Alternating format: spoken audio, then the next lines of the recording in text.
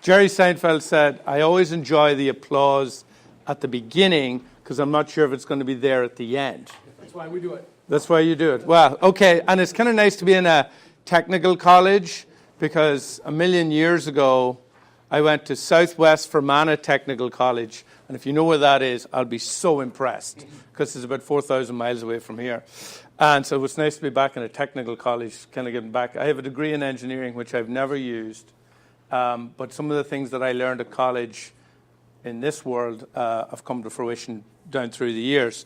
So the background story is important to the business because most businesses have a story. I'll give you my short version. I get off the boat in 99. I meet this guy, Kieran. He has a couple of Irish pubs. I get a job. I'm there for a year. I'm doing okay. And he says to me, we need to milk St. Patrick's Day for longer than a day and make it last for a week because these Americans, you know, they've got money and we need to get it off them. So one of the ideas I had was to start a bar trivia. This is before bar trivia, pub trivia was even a thing here. And I got to host it, and I hadn't felt that thrill of being in front of a crowd since I was 9 years old at my grandfather's funeral. Okay, so it was nice to have all that attention, I think was the deal. So I started doing bar trivia, and then I started getting booked to do it for parties and private events because I was enjoying it. And then as those events got bigger, I kind of moved away from the bar with Kieran's blessing and had sort of a full-time hustle doing that. As the events got bigger, I was renting keypads and clickers for the large audience participation, and they were expensive and clunky and didn't always work. And I got frustrated, and like most good ideas, they come from a pain point, and I was experiencing the pain myself, so I needed to solve that pain. So I approached a couple of developers at the time, and I was watching what was going on with Twitter and texting and social media. I'm like, there's got to be a way to harness that engagement with the crowd. At the same time, I was also getting booked to MC events. So if I'm really bad at presenting today, then I have failed 15 years of presenting. So these developers who happened also to be bar trivia fans, the Hot Pocket consuming, Diet Mountain Dew drinking mother's basement dwellers, who only came out when there was a quiz on so they could drink really hoppy beer, put together this little tool where you could go on your phone and send answers to me. I would score them, and it was a lot easier, and it was great. Being in the meetings and events industry, I was watching a lot of technology coming into that space. Some of it was really exciting. Some of it was very overwhelming. Now, your quintessential meeting planner is sort of like 45 to 60-year-old female who loves having a big binder, 3-ring binder with floor plans and double-sided buffet options. And I've said this in front of them, so I'm not being disparaging to them because I love them all. And so with this wave of technology, they were overwhelmed. And then the recession happened in 2008. And I went to a conference for meeting planners all over the country. And there was a special panel discussion on what are we going to do with this downturn in our economy. And for the Q&A session, there was 2,000 attendees. For the Q&A, they had 4 microphones. And I'm sitting around, I'm pretty outgoing, and I wasn't prepared to run up and get on the microphone and ask a question. And my thought was, there's probably a bunch of other people here with really good ideas, and it's not being harnessed. But they're all on their phones. And then I thought of my little trivia tool, and I'm like, well, why couldn't we just use it to send questions? So the first iteration of this came from building a tool where an audience could interact with a speaker or a panel easily. I was looking at the value of apps for these events. You had to remember passwords. You had to download. These were all friction points. I was also reading about Amazon, where removing all the friction points to purchasing was the key to getting the business. So in my mind, whatever we were building needed to be on the web, and it needed to be easy to access. At the same time, I was tired of drinking Diet Mountain Dew and staying in my own basement, So I joined Cocoa, which was actually revolutionary. I just went there with this idea. I really didn't have a product. And then I put out an APB to find a developer because the quiz guys were not interested in another idea. They were happy we had a bunch of other business going. And I remember going up to the front desk at Cocoa and saying, I need a guy who can process a lot of data and who's worked with a lot of data, who has got plenty of money, because I want him to work for free, but also wants to be part of something. And the guy's like, yeah, there's probably about none of them here, but I'll check this guy and this guy. And he introduced me to a guy actually from Eden Prairie, Andy Grant, who at the time, and I'm going to get some of the numbers wrong, but somewhere around this region, he had just built a system for a trucking company where it tracked mileage, stops, sort of a logistics tool that he had built. And he got paid an insane amount of money, in my mind, like $200,000-$300,000. Don't quote me on that. I know it's on video. Somewhere to that region. And he thought to himself, this is it. This is what it's all about. However, the company that he built it for was bought for $70 million. So he's like $300,000 because of the value of the tool that he built. So he had built this great tool, got well paid for it, but saw what it had been sold for. So I got him right at the moment when he was like having this realization. I'm like, I have this idea, I have this market, I just need someone to build it. And he goes, well, can I be part of it? And I go, well, of course, that makes sense, because I can't afford to pay you $300,000 to build this thing. So it was like the perfect timing. I'd gone to lots of entrepreneurial events, funding, startups, all of that, and talking about money. But I was very determined, having already spent 8 years building a business without any funding and being self-sustaining, to continue that model. And being at Cocoa and going to a lot of these types of events and being exposed and to private equity and capital companies, and I'm probably not even describing them correctly, because I really wasn't listening to them, because I didn't want the autonomy of what we were trying to do to be handed off and sort of be superseded by the bottom line. The bottom line wasn't important to me. Having come from a restaurant background, it was the service. There was a lot of technical companies out there providing really cool technology for events, but what they weren't doing the personal service to an industry and to a group like the planners I mentioned earlier, to hold their hand and say, yes, this may seem overwhelming, what do you need? And so when we built our first sort of tool, and this is kind of an example of it, we wanted to keep it simple, and we really went out to those planners and say, what do you want? What do you need?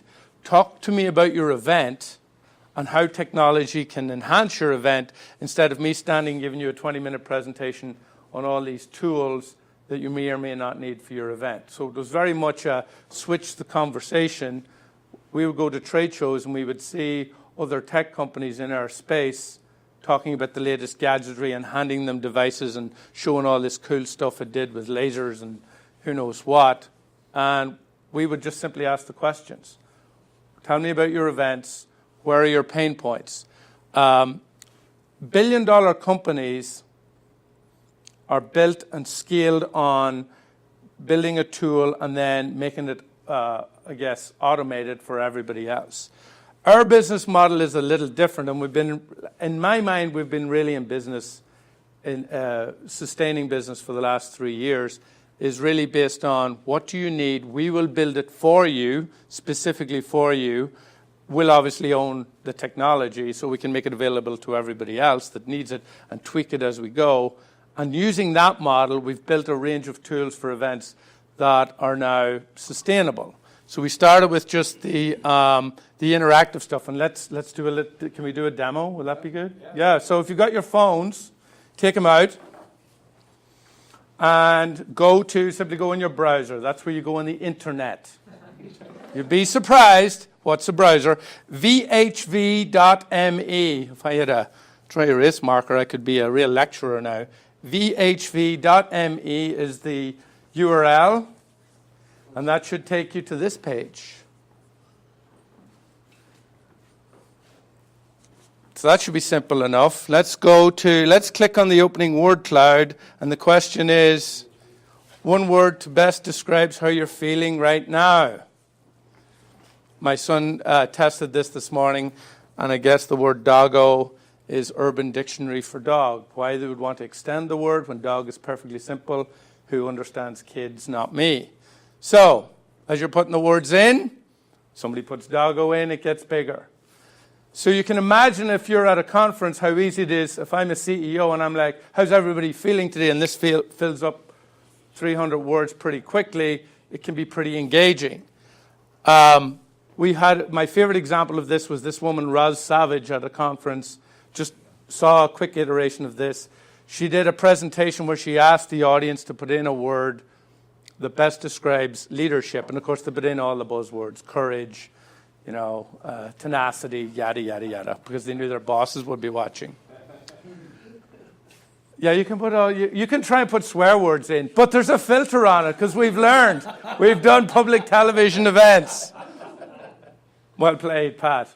And they put in the buzzword. She gave a very poignant, very vulnerable presentation on being the first woman to single-handedly row across the Atlantic on her own.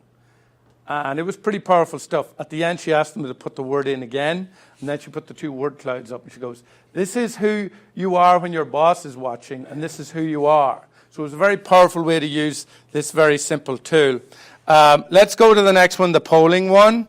What's your favorite season? Again, my son checked it out this morning, and his favorite season is hockey, because he asked me to put that in there. He goes, hockey's not on here. Again, you want the interaction to be easy and instant. So you're not spending time remembering passwords and getting to it. So these are just a couple of quick examples. We've also got a very neat little Q&A tool. We've done events with Nobel Prize winners. We've actually had 17 Nobel laureates use our Q&A tool, which is kind of a cool statistic, because it's so easy. And, you have a lot of people online watching different lectures, submitting questions. That way, everybody is contributing to the event. And then the tools to moderate that and send questions to the presenter, we've built those as well, and it's pretty straightforward. So we like to keep things simple but effective. And so using that model, something like this, then we can add on content, agenda, speaker bios.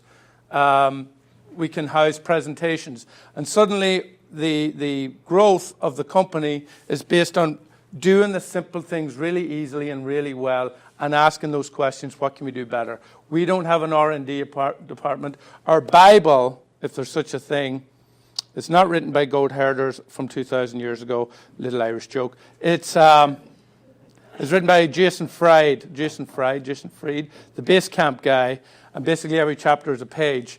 And it just spoke to us because there's stuff in there like meetings are a waste of time, forecasts, waste of time, estimates, goal setting. A lot of that stuff that you're brought up and you're taught in the corporate world doesn't really work if you're starting your own business because you're really kind of groping in the dark, so to speak, trying to figure out your way forward. Our company has grown 50% year over year, and I only know that because one of our accountant ladies told us, because it's not really the focus. We really home in on the service and home in on making the technology easy. And to be honest, and it sounds a little weird, but the business then takes care of itself. We really take care of the customers. And again, I'll bring you back to my buddy Kieran, who opened 4 very successful Irish pubs. His mantra was, everybody else is selling hot food and cold beer. Irish cuisine's never going to win any culinary awards.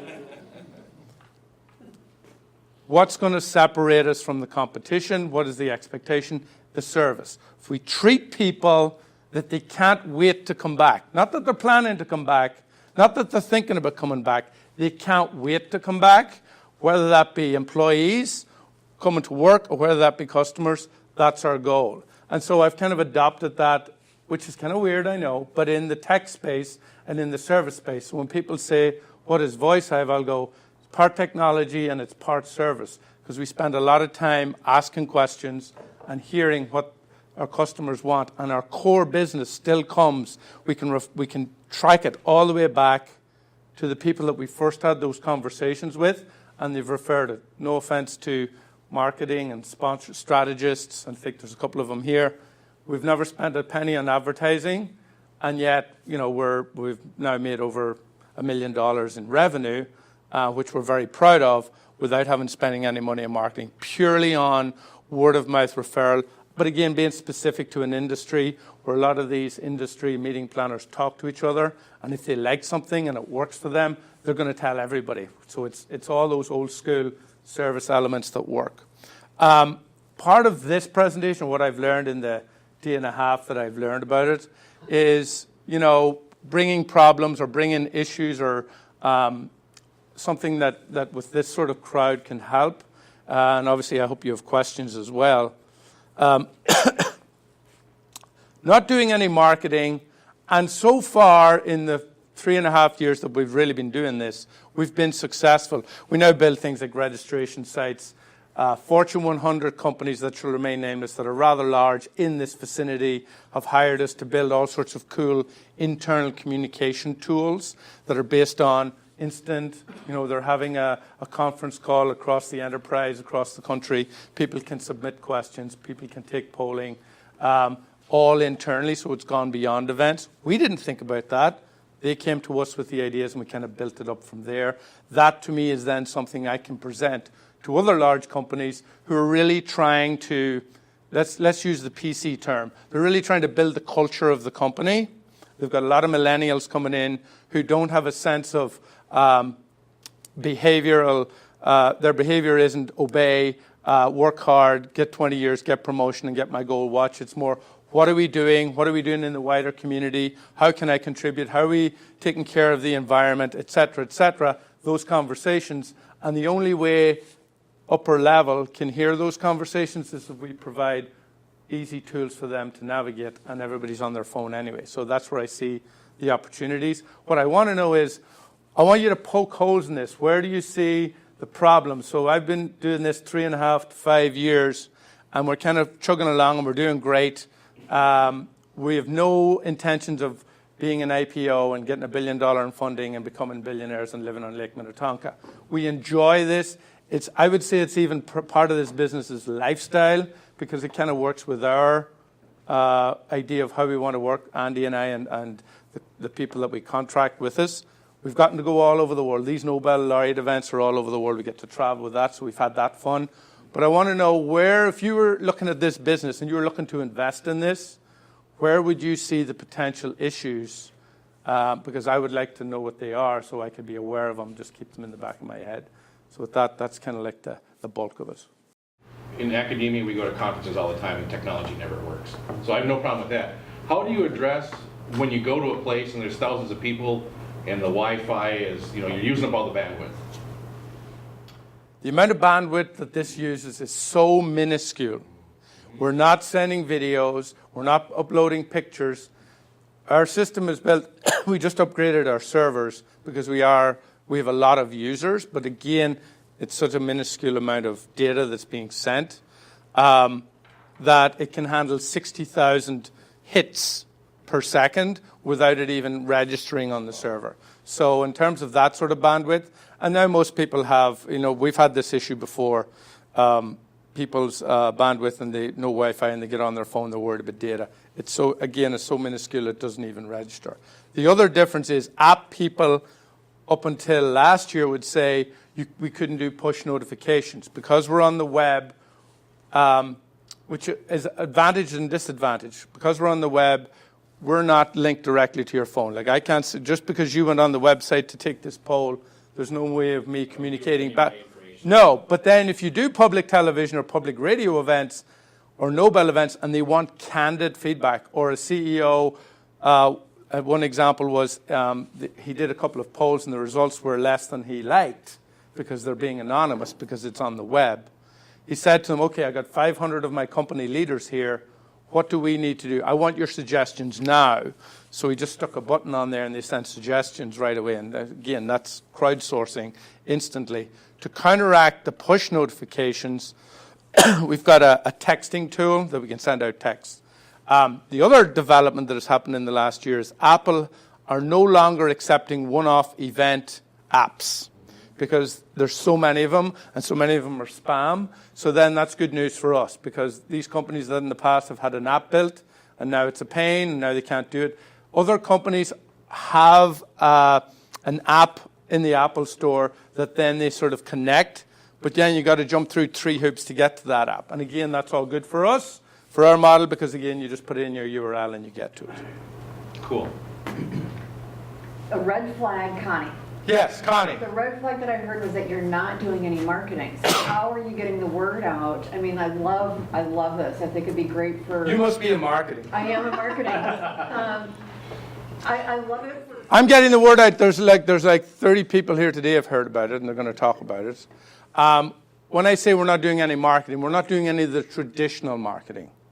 We do a lot of events for a friends and family rate. Like we work with the St. Paul Chamber of Commerce, Minneapolis Chamber of Commerce, Minnesota Chamber of Commerce, Meet Minneapolis. A lot of these big organizations that have numerous events, they'll bring us in. We worked with Tiger Oak Media for 3 years, all their events, the Power 50 Awards, 100 Best Companies to Work for Awards. I also say, hey, we have an MC as well. We can throw him in as well if you want. And so through that process, through that type of marketing, we've gotten the word out. But we do 15 trade shows a year for a company that invite meeting planners, bribe them with Kate Spade purses to go to the event, and they have to go see every vendor, and we're one of them. And they use our tool at the event for a little passport digital tool. That is bringing us any amount of business because we're one-on-one with these planners that are saying, here's my pain point, can you fix it for me? So when saying I'm being a little disparaging, I'm not. One other thing, also from the marketing mindset, would be to add something on there for the presenter's call to action. So if you're presenting or selling me something, a button so I can click and submit my email address or say, yes, I want to purchase. Oh, yeah, we've got. This is a very, very basic example because I'm not here to sell. There's no limit to the amount of buttons. There's no limit to what those buttons can do. I'm only showing you this is like we've just met. I'm showing you this, and then you want to see more later. I'll show you the full range of buttons and everything else that's going on. Cool. But yes, absolutely. Sign up. Click on here for more information. We house PowerPoints, documents, links to other websites, take you out, take you back. We've had companies that actually use apps but love our Q&A tool because we've got this cool moderator feature that will take you out of the app into our Q&A and then back into the app again, which is, again, a nice introduction to what we're doing. I'm going to try to recap what I think I've heard. Is that okay? Go ahead. People come to you with either a problem they want a solution to or a solution to a problem that they know about that they need to have technically developed. Yes. You technically developed the idea. Yep. You retain rights to the idea. Their benefit is they gain access to They the get solution. to use it, yep. They get to use it at no cost because it was their No, they're paying us to build it for them. A lot of times they're not concerned about, well, up until now, they're not concerned about, having rights to the technology. They just want their problem solved using the technology. It's all going to be built on our platform anyway, on the web. And we don't own any patents. We don't hold, because we keep changing the basic platform to accommodate more tools. So if they come with a specific tool need, we'll build it on our platform, so technically we own it. So are you protecting yourself from the problem that your partner realized a long time ago? Hey, that was my idea. They just made millions off of that, and I didn't. I paid for them to make millions off of that, and I didn't make anything. Well, he built, the problem that he built a very specific tool for them. We're building off a very generic platform that we developed for everyone. So it's not, if you come with no one's coming to us and asking us to build some sort of 3D printing machine. It's all within the realm of events, interaction, exactly. Exactly. But sometimes, if they want a registration site, there's a generic, like a company like Cvent, you can go in and build your own registration site. But there's always little quirks, like it won't accept credit card payments, or it'll accept credit card payments, but it won't let you charge a fee if you want to pay by credit card. So that's a little quirk that potentially could cost you $15,000 for your registration that we can come in and we can build whatever way you need it to be built, rather than trying to sell you a platform. And this is why we won't become a $50 billion company, because we're not building a tool that you can go in at any time yourself and use. We build it for you. So we're like a construction company rather than a housing company. We're not trying to sell houses. We're selling construction services, but probably the best analogy I can come up with, which is not hugely scalable like if you were selling houses. Because you might have a specific type of house that you want, then you'll come to us. Okay, thank you. It kind of gets into my question, which is, what's the business model? Because once you've built the tool once, you don't need to rebuild it. Like if I ask you to build a word cloud, you've got that. Then do I just pay per event? You can pay per event. A lot of companies, after they've used it once or twice, will take out a year subscription or a year's contract to use it at all their events. If you're hosting multiple events, you pay. Yes, correct. Okay. Yep, and that's happening more and more. Now that we've built a core sort of menu of tools, we've brought another guy in to try and automate that a little more, because as clients use this year after year, they're starting to say, I get it, because the back end is not user-friendly. We've spent all our time making the front end user-friendly. Now that we've kind of gotten there, now we can focus on making the back end user-friendly. So you can go in if you want and build it yourself, but a lot of times there's a hesitancy there because I don't have time to learn this technology. I'm already overwhelmed. So we're still sort of straddling those two. I think that's the best thing you could do, is make it self-service. And I get that the differentiator is the service, and I think that was really smart. But especially once you've sold somebody. Exactly. So this is what we wouldn't know this until we spend 3 years in, that the clients like it so much. Now they want to be able to do it themselves. We would not have known that until that happened. Now that it's happening, we're bringing more developers in to help automate the back end so that it can accommodate that. And you probably find that if it's simple enough, you don't have to onboard everybody. Correct. For a simple event. Correct. It could be something that's like the Nobel people. They're at the stage now where we'll just give them the back end and they'll just set it up themselves. And then, they obviously pay less, but, it's recurring revenue. So it's either you could either pay per event where you kind of customize it, or... We customize everything, whether it be pricing, and again, give me your price. Well, I'm like, tell me about your project. The automated event technology companies have all sorts of, they're almost like airlines, where user fees, if you go over this user amount, then this fee goes up, and it's very convoluted and very complicated. You come and tell me about your event, how many people are there. We base the price on the project from our end. We give you a price, you're done. Now, I'm sure we've left dollars on the table, but the reason that we got that contract in the first place was because it's very straightforward and it makes sense. There's no rolling through 20 pages of contract to see where the catch is. If they did this and this, then we upcharge them. And so there's a good trust involved, which is why we work with people we know. So far, so good. That could be a flaw, because as we grow, we start working with people we don't know, then maybe we need to make our contracts more complicated, and then the whole thing gets more complicated, and then I'll sell it and walk away. Because I don't need to be complicated. Hair's white enough. I don't know why I'm pointing at you, but I'm like, he's retired and his hair's white. Why am I not retired? But I'm working, just like you. Okay. You're working at times 2 more. So this might be a little naive, but Yeah. do you have a specific target market, or? Yes.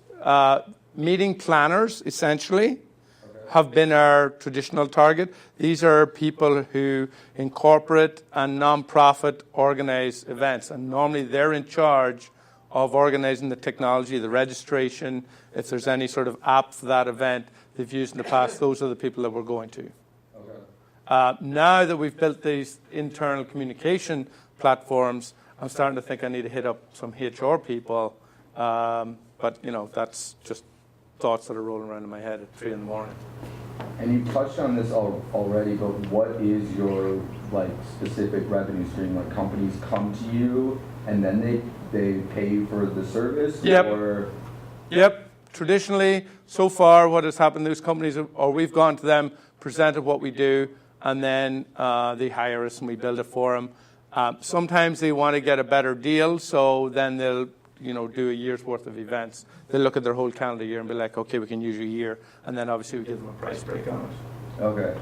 So I guess my question is, in terms of target market, what specific events, or do you just do any event? So far, we've done everything. Public events, less of the public events. The Stone Arch Bridge Festival every summer is one of our favorites.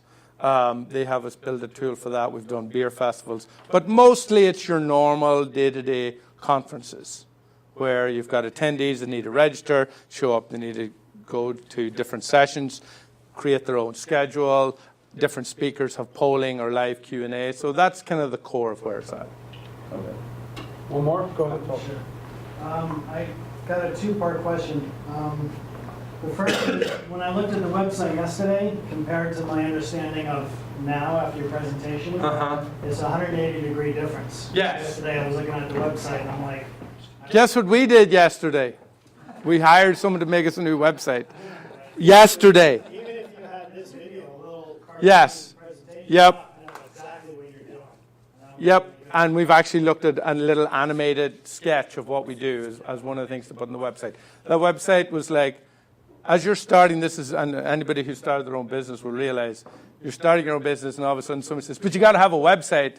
And you're like, well, I don't have time to think about it. Just throw something on there. And then suddenly 3 years later, it's still there. So yes, good point. My other question was about the data side. How important is it to validate, and what prevents, if you got 10 people in a room, 9 of them don't do anything and one person keeps hitting submit? We've got all sorts of little code on the back end because we've done actual shareholder meetings where it's very important to verify that everybody voted and they only voted once. So we have little mechanisms that we can put in there to track that. We can also set up a landing page where you have to sign in to get to this page, so then it recognizes who you are. Because we've also done, ironically, some venture capital events where there's a lot of sensitive information on there, and your email, and you're given a password, and you're registered, and you're verified before you can even have access.